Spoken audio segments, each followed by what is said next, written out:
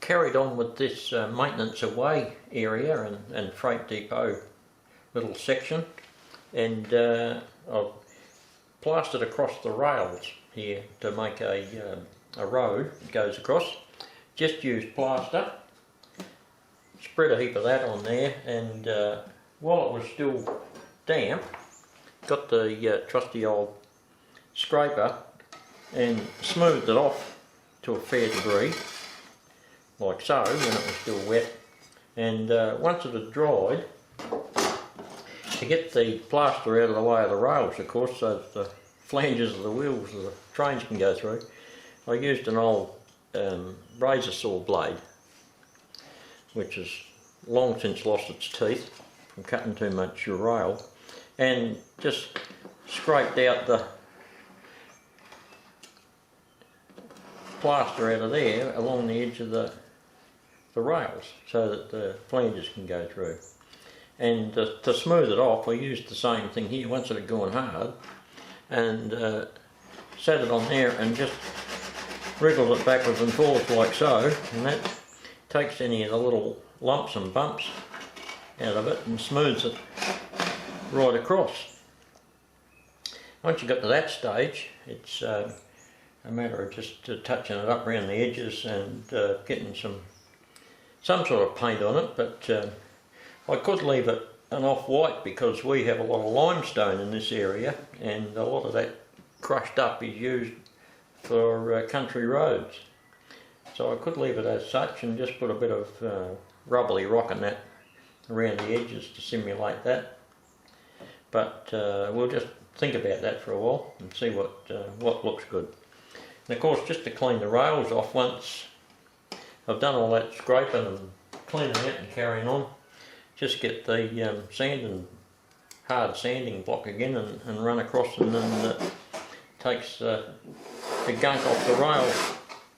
Give her a test one with the trains to make sure it goes through okay, and when it's all well and good, you can carry on. Now I've got stuck into it with some paint.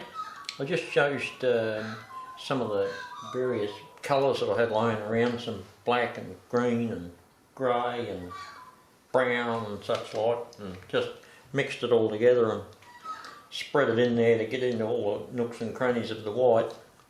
And I'll just put a bit more black on the top, and we'll get that spread a bit there so that it doesn't look like some idiot's dog paint on there.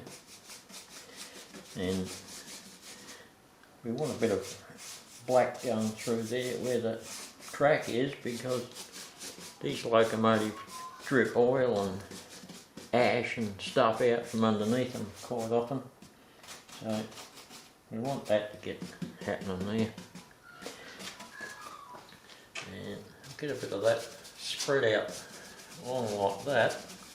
Use the old dry brush method.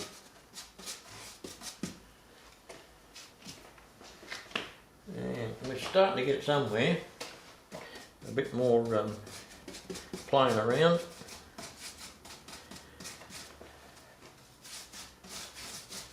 Just brush that out. Squeeze a bit more black.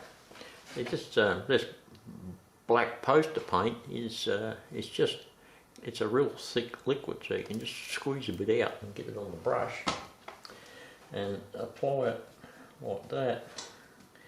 And if you got too much, it doesn't matter. You just rinse it off. Wipe it with the rag and come back to it. But we want that to get in there. It's starting to look a little bit like a road.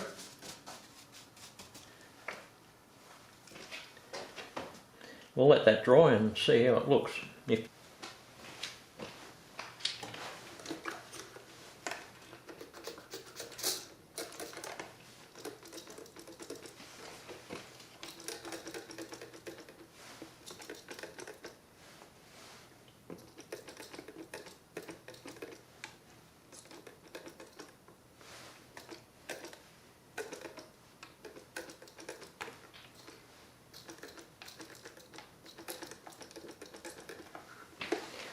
bit of detergenty water, that helps to disperse the glue into the material that we're going to put on there, whether it be scatter material or grass or whatever.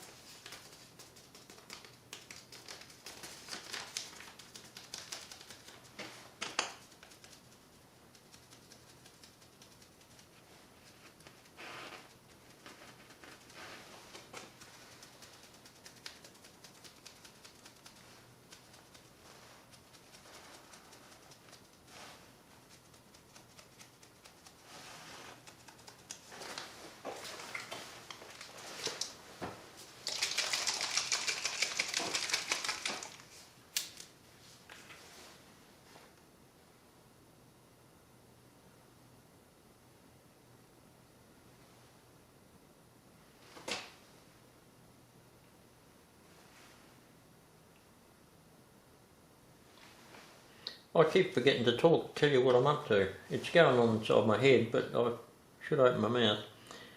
So we'll put a bit of that black on and add a bit of glue, and as you can see it spreads pretty easy in amongst the stuff.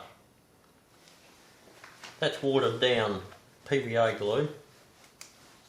Same stuff we use for holding the ballast down.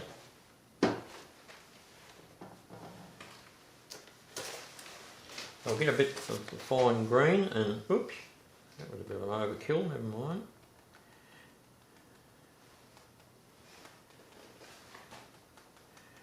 We can deal with that.